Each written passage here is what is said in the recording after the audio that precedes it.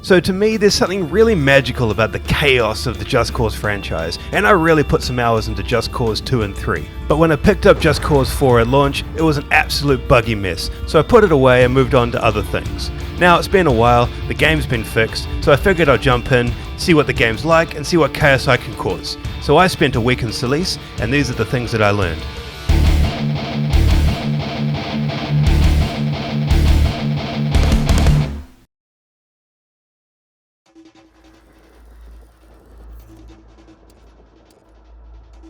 I don't think I walked anywhere in Solis. I mean, why would you? You're equipped with a magical grappling hook, a flying wingsuit with a jetpack, and a parachute that opens and closes on a whim.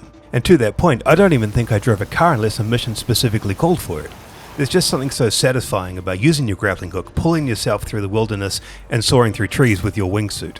However, if you want to hit trees, this is how you hit trees. And boy did I hit a lot of trees. Where I did get to have some fun with the grappling hook and some vehicles was pulling myself onto tanks and helicopters, hijacking them for my own nefarious deeds.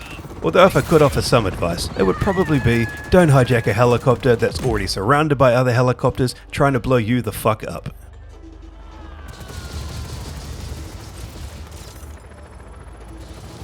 This isn't an exaggeration. The military in this game is absolutely hostile. Just walk onto any base and you're going to get met with an array of guns, tanks, cannons, helicopters. I mean, most of the time it feels like you're crashing a meeting of Snipers Anonymous. But there is a positive in all of this. More enemies means more fun. What they've tried to do with this game is really create that sense of sandbox freedom, and that's probably best demonstrated by things like this. Finding an enemy, hooking him up to something, blowing the motherfucker to the sky. It's pretty fun, and there really are no limits on how much fun you can have with this.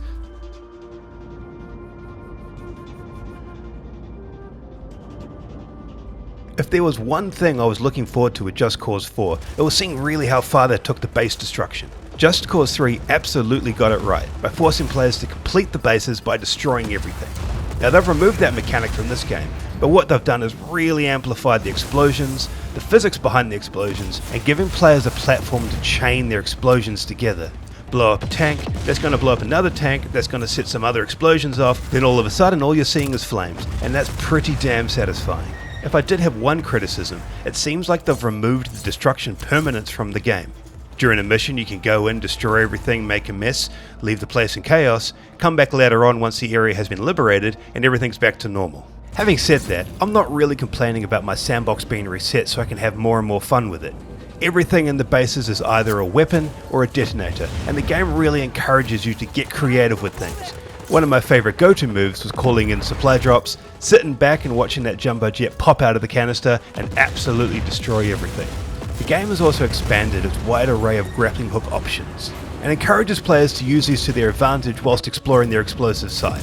Pulling things apart, lifting things up, exploding things, or, you know, helping with the local livestock issues.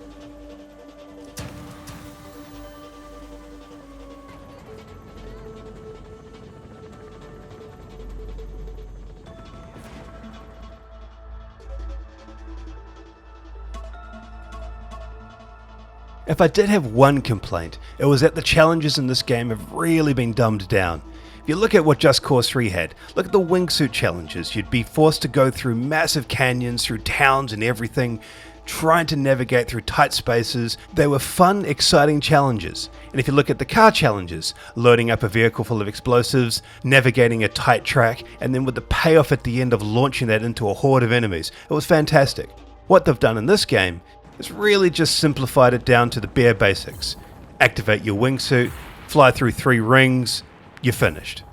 Get in a car, go as moderately paced as you want to get through a checkpoint, you're finished. It feels like they didn't put as much effort into this as they could, and it's a bit of a bummer. But hey, I don't want to finish things on a sour note like that. So what I will say is, I had a fuck ton of fun playing this game. An absolute metric ton of fun playing this game. And that's because it's a true sandbox environment that actively encourages its players to explore their inner anarchist. And I don't think there's any way to better illustrate this than the truest of all forms of media, the montage.